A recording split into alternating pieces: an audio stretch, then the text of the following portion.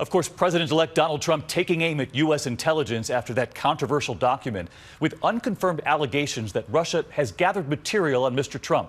He called it disgraceful. Tonight, the former spy at the center of the storm, now in hiding, and this evening here, new video of him. Here's our chief investigative correspondent, Brian Ross. The former British spy at the center of the unsubstantiated Trump allegations is identified by the BBC tonight as this impeccably dressed 52-year-old man in a video posted by a British debate society, Christopher Steele, who colleagues tell ABC News has gone into hiding. Today in Washington, Vice President Joe Biden confirmed that he and the president were briefed by intelligence officials. We feel obliged to tell you, Mr. President, because you may hear about it. We can't say it's not true. We can't say it is true. The Russians and Trump have angrily denounced the allegations as completely false, including the unverified claim that Trump was secretly recorded when he visited Moscow. Trump says he knows better than to let that happen. In those rooms, you have cameras in the strangest places. Cameras that are so small with modern technology, you can't see them and you won't know. But spies for the former KGB are famous for just that kind of blackmail tactic against foreign visitors.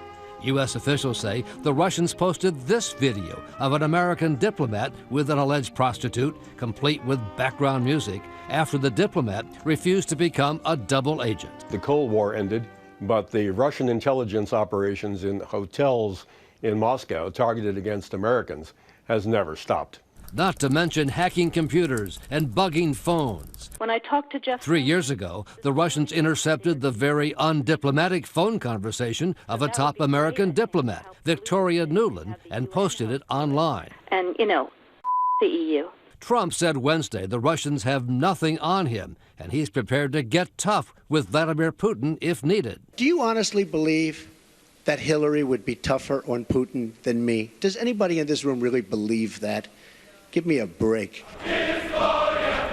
But U.S. officials believe that, saying they think Putin ordered the hacking of the Democratic Party in part because he feared Clinton would be tougher to deal with than Trump.